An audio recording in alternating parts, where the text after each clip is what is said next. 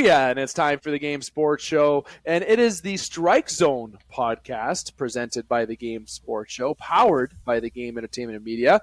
It is your co-host, David McCaig Jr., and I'm joined by the one, the only, they call him the rookie here in Sault Ste. Marie, Ontario, that is, the one and only Connor Henderson. Connor, my friend, how are you? I'm doing great, Dave. Just before we get going, I'd like to thank Flawless Roofing Sure Seal Inc. Protect your investment. Start from the top. 30 years of experience in the biz. They are proud sponsors of the Game Sports Show. Hit them up today for residential or commercial rooftop inquiries. And with that, let's get started with the Strike Zone today. I like that. Now, let's just say it's raining here in the Soo. I don't know how it is where you're at, but it's pouring here. It's pouring. We need the rain, okay? And, if you have a bad roof, if it's raining, you're going to see that. You're going to see little drips in your house. So, that sound that goes on the floor and on the roof. Listen, Flawless has got you covered. I got the calendar right there. And on my right, I'm not trying to show guns because I don't got them. Showing to the right, that is the T-Gem Pandas trophy. But on top of that is the Flawless Roofing hat.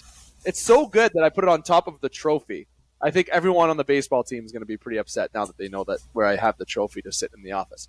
But nonetheless, agenda, Strike Zone. Yes, Connor, even before that, this is our first official YouTube episode of Strike Zone. Not the first episode of Strike Zone, let me tell you. It's certainly been a lot of episodes of Strike Zone. So on the audio side, people have heard Strike Zone. But if you're listening to us or watching us on YouTube, I should say rather, it's our first official Strike Zone episode on YouTube. Okay, that is exciting. That's been a long time in the making, a lot of procrastination, a lot of perfecting on my end to try to get this going. And we're happy that we have a video content for you today. Now, agenda. We're going to be all over the map. I'm going to be honest with you. We're going to be a little bit all over the map, but not really. We're going to be talking Blue Jays. I'm repping the Blue Jays jersey today. Everyone knows I'm a fan, taking my host hat off. I, of course, cheer for the Blue Jays. We're going to talk a little Blue Jays, but we're going to go towards, a little bit of this year, how things have been, but Alek Manoah. We didn't get the opportunity to talk a lot about Alek Manoah. Myself and Connor were on a recent Game Sports Show podcast edition that you can check out on the TGM Network or on Spotify, Apple, wherever you get your podcast, where we talked everything baseball. But we're going to give a little bit more attention today towards Alek Manoah and a little bit of the Blue Jays. And then we're going to go around the diamond a little bit to some teams that are struggling. We're going to talk about the struggling teams. There's a couple that really stick out. And then the final 2 points to end the show is going to be a little loved for the Tigers and then also for some local baseball. Now, if you want to know what local means, if you're from outside of Sault Ste. Marie, Ontario, we're going to talk a little bit of baseball in the Sault Ste. Marie, Ontario region. Not news-related, just update and maybe funny story related. How about, okay? So it's worth tuning in even if you're not from Sault Ste. Marie. So we got about 15, not even 20 minutes, so let's get it all going. Let's swing for the fences. Connor, let's talk Blue Jays first, okay? The Blue Jays, let's be straight, not really living up to expectations this year fully, okay? Like, obviously, if you're a Toronto Blue Jay fan, Toronto sports are just like, okay, like the expectations are just absurd in every which way when you're expected to win. But 37-30, this is not where I predicted this team to be. Where the Orioles are currently, 41-24 at the time of this podcast, that's kind of where I predicted the Blue Jays to be at this point in the season. That's where I thought they would be maybe a game or two up on that on the win column because I thought they had a very good team. They have Vlad, Bo, another year under their belt, the experience they had last year, Chappie. You add the defensiveness of Dalton Varsho. Obviously, Kevin Kiermaier has been a great addition to the team. And even on the pitching side, Chris Bassett, you're just including and enhancing the rotation. You've kind of enhanced the bullpen, sort of. I'm still not a fan of the bullpen if you're a Jays fan. Eric Swanson, right? There's guys there. You get another year of Simber. You're thinking that they're going to be better this year. But honestly, they just haven't been able to get it going, Connor. They haven't been able to get it going, especially from a pitching end. Yeah, very much so. There's individual standouts, certain players that have really shined. If you think of guys like Kevin Kiermaier, like defensively, there's individual players that have shined, but as you mentioned with the pitching, especially with the fall off of Alek Manoah, I came across a recent piece written and there was quotes coming out from former Blue Jays ace Ricky Romero and talking about his struggles, where he was an all-star in 2011 when I was growing up, and then a couple years later he completely fell off the map, and part of it was the mental side of it, not so much the physical, because pitching is just such a taxing emotional position where, you're literally standing on an island and all eyes are on you. And, So true. I think everybody who's pitched in their lives can remember an inning in their life where, like, the ball, it's not going where you want it to go. You can't place it. And one walk becomes two. Every base hit seems to find a hole.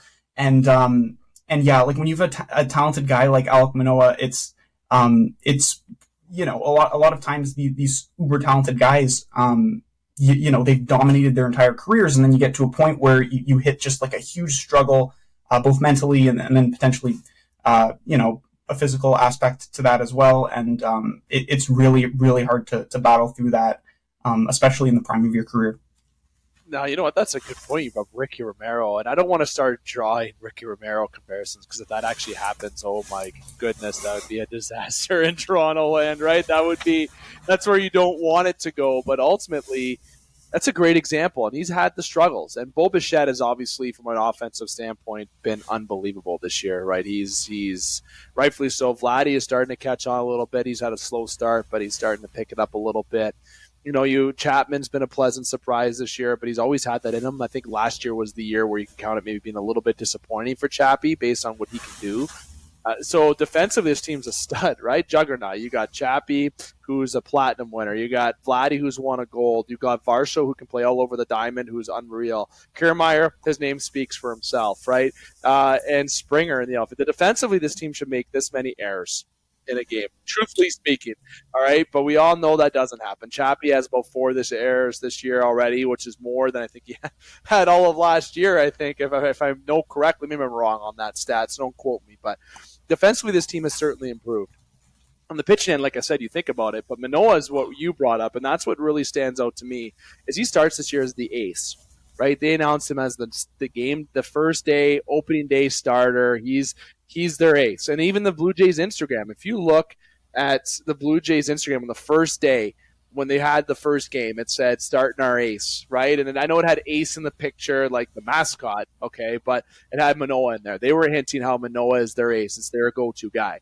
And guys like Barrios and Gosman this year are kind of like, okay, hold my beer, right? It's kind of like, nah, this is by committee. And I want everyone to remember that. Like, this is a very, on paper, looking at this rotation is very sexy, okay? Like, you got, and I'm not talking looks, I won't put that away. I'm talking to baseball players. Manoah, Barrios, Gosman, Bassett, all right? People look at Kikuchi and they're like, oh, okay, that's the dent in the Ferrari. But really, it wasn't the dent. Kikuchi had a good spring training, right? And this year he's been, he's kind of been like that, right? And the Jays pitching, that's how it's been this year a little bit. And the most consistent guy of the bullpen, I want to say a little bit that's been consistent, and I'm scared to say it, but it's Romano a little bit, right? I feel like Romano, he's had obviously up in the league in saves, but there's been some outings where he's been exposed. And again, it's the pitching that I feel are really damaging the Toronto Blue Jays with their record a lot. A lot of battled back games. Look at the Twins as earlier this couple days ago, this past weekend. Down 4-1, and then one inning, they absolutely shellacked the Jays, and then they win the game, right? It's those type of moments. You mentioned it's a mental game in the pitching end, and Alek Manoah is the definition of mental. Go back and look at Manoah's last couple starts. Look at his face. Defeated. Like, literally, there's a difference between being mad, throwing your glove at a wall, or like Vlad a couple days ago where he swore. He just actually looked like he was trying to turn into the Hulk. Like, there's that, but Manoah's face, it was just like he didn't want to be there, right? It was. And pitching is so damaging. And you're in Toronto, he got booed. I believe he got booed, if I remember reading that correctly. So let's stay classy, Toronto fans. Okay, let's try to stay classy. This is a guy that did very well last year. It's a young man. It's a sport, and I'm not trying to be that corny guy, but listen, he's a good ball player, okay? And he's the type of guy that if you boo him, yeah, we need to hold him a little bit. You got to give him a little bit of love. You got to give him that you got to hold him. You got to give him hugs. Okay, it's not Randy Johnson on the mound or Roger Clemens where he'll go give you the good old Italian type deal off the mound. That doesn't happen. Okay, Manoah, Barrios, they're all wired the same. Mental. Okay, but will Manoah bounce back from this? Like, do you think Alek Manoah, Connor, will bounce back from this? I think so. He's too good almost not to. the talent is there, and you don't lose that overnight. Realistically, like if you've got the stuff, it's more a matter of just figuring out the mental and emotional part of it. And I mean, we all know that he's got the juice in the tank to keep on going. Doesn't he ever have the juice in the tank? Good way to put it. Now, Connor, we're about 10 minutes in. We got about another 10 to go at the absolute most. So let's dive into the next topic, the Jays, what we talked about first. First official upload of Strike Zone on YouTube, but not the first episode, as I mentioned. We're going to talk about teams that are struggling in a little bit more detail. I know we talked about team off air a little bit, and I'm going to give you the floor to bring them up. Yeah, I think the one that stuck out for me when we were talking before the show was the New York Mets. They've been huge, big money spenders, both pitching and fielding the last 2 years. And their record, I think, were they placed fourth in their division? I think at this point, they're just completely underwhelming at this point, and I think that stands out. I feel like more so than most teams when you think about the big money spenders who just don't rise to the occasion. It seems to sting that much worse than a team that's good, but they haven't bought recently, so we kind of like let them proverbially off the hook a little bit more. So yeah, I think that would be for me the team that sticks out the most. How about you? 31 and 35 Mets. You know, that's definitely a team I would pick. You got Verlander. They got the highest payroll in the league. They're paying $40 million for Verlander and Scherzer. You know anyone better? You know Verlander better than anybody, Connor, being a Tigers fan. Okay, you've seen him leave Detroit and go win somewhere else, of course. But you know it's Verlander. He lives the dream. That guy. Okay, he's dating Kate. He's married. Sorry, Kate Upton. He's living the rich life. He's living the athletic life, and he went to New York this year in a massive contract. Like that is massive, right? And you got Scherzer, who's making just a little bit less, like I think $250,000 less, if I got that right. And Lindor, $30+ million. Pete Alonso is arguably, in my opinion, the best player on that team. I'm a fan of Pete Alonso. His stats tell you that it doesn't need to be described anymore. So the Mets would be a team for sure. But the team that I'm going to talk about, and I've talked about them for a couple years, and they've been. And I think you've actually quoted me saying that I think I've a little bit of love for this team, and I guess I do because despite this, besides the Jays and a little bit of following on the Cubs, the reason why I like the Cubs a lot is because they never won before. Then when they won, I kind of, all right, they won, move on. But the Padres, the San Diego Padres, every year I'm saying this team is going to be, like I think last year I said they'd be a World Series favorite. And obviously they were buyers. They bought in Soto. And it's not living up like that right now. They're almost the same identical record as the Mets. And I just feel like they're not jiving. And this is another example of baseball doesn't come just by having stars. You can have a lineup of Juan Soto, Bo Bichette, Matt Chapman, Shohei Ohtani. I'm going to keep Francisco Lindor. You can just make a lineup of 9 guys big, and that doesn't mean that you're going to win the game. It really doesn't. You know, let's look at the Cleveland Guardians for a second. I know we're talking about teams that are, underachieving. I know that I would say that being a 31 and 34 team is more of a considered, but there's a team that knows how to play small ball. But the team that's really sticking out, the model to follow, almost looks like the Rangers. They spent a lot of money on the pitching this year, and the batting they just developed, and look how it's working out from the AL West. But the Rays, like I get so annoyed at Tampa Bay because they always don't look like they're going to be good. But then you forget, we got Shane McClanahan, we got Rasmussen, you got Randy Arozarena, you got Manuel Margot, you got guys out there that know how to play the game called baseball, and that's why they win games. The Padres, I feel like they're a little bit too heavy on top talent, and they're not playing on the level that they can play together with. It's almost like the Jays. The Jays find it for a bit. They win a game 15-5, but then when they're losing a game 9-1, they're getting dismantled. The pitching's getting exposed, and then you just got guys that can't stay hot. Guys get upset. You got a lot of leaders in that locker room. You need some warriors. You need some guys that are going to be supporting casts. And I think teams like the Rangers are one that are really following that. The Braves are the exception. Okay, they're really good. The Dodgers, little bit of an exception. But one team to highlight, the Diamondbacks. And Moreno and Gurriel are looking pretty freaking good in Arizona. And I've talked about this on the show. I like Dalton Varsho. I'm a big fan of D Show. Don't get me wrong. But that was a steep price for Dalton Varsho. Okay. Gabriel Moreno, I saw him at Comerica Park get his first hit last year.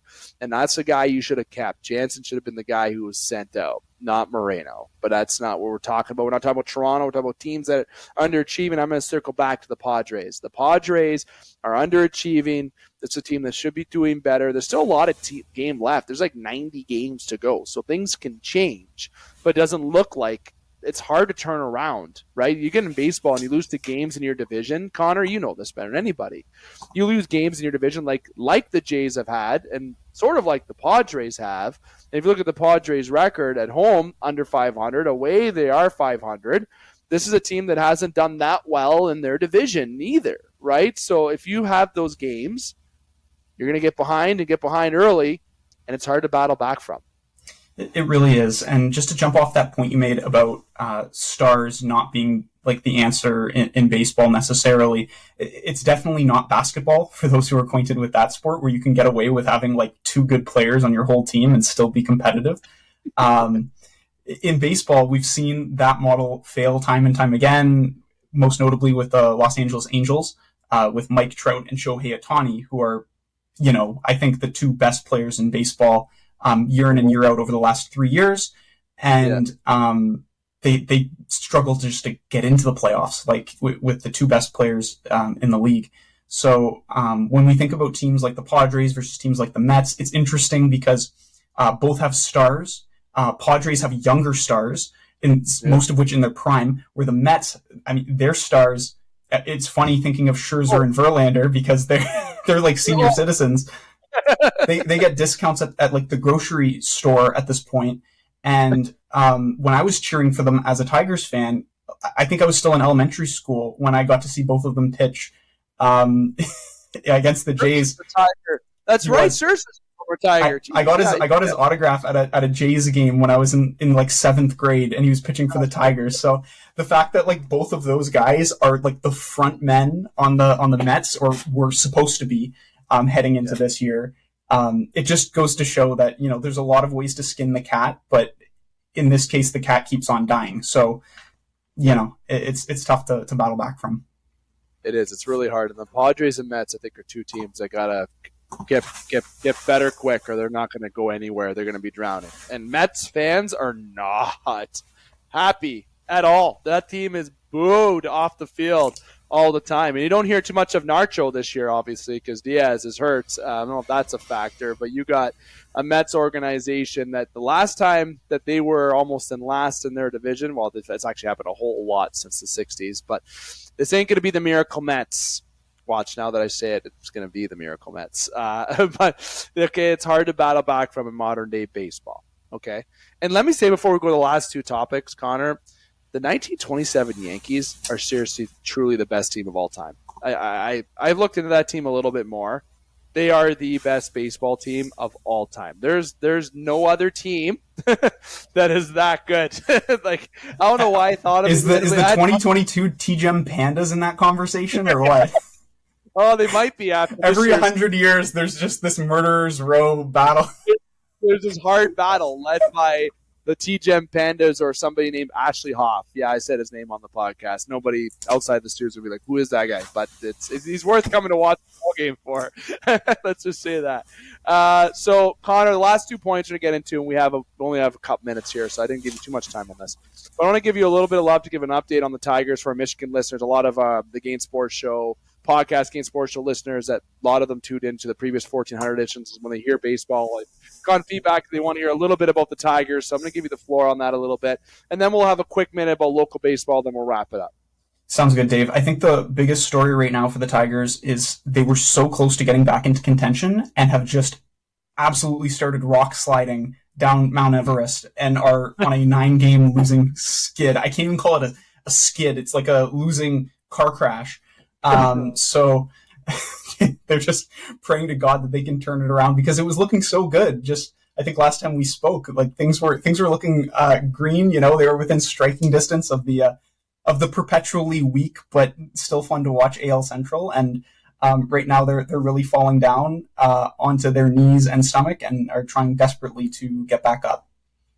Yeah, they're struggling, and this is a team that I thought would be just progressing, but it just seemed it's too much of this going on. And Gurriel with 3 RBIs in that 5-0 game on Saturday, like what? Like Gurriel had another RBI. Like Gurriel, F off. Like I can't.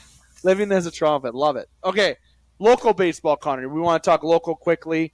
Obviously, when we're from the Algoma region, you have baseball's underway in Sault Ste. Marie, Ontario, and in Sault, Michigan. Those who looking for baseball news in their region, hey, if you're from outside of Sault Ste. Marie, you can send me a message. If you need my number, you can comment below. We'll talk. I'll make sure you're a real person first, and then we could talk about your sport on here. I'm totally fine with that. So that if you're from outside of here, let's talk about your team.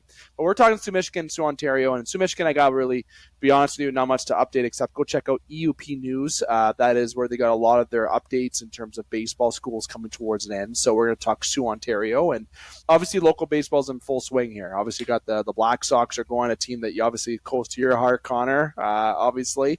And men's open baseball is underway, okay? And the defending champions in men's league, the TGEM Pandas, actually, sorry, they have a new name. I can't say the new name yet, though, because it's our new business name.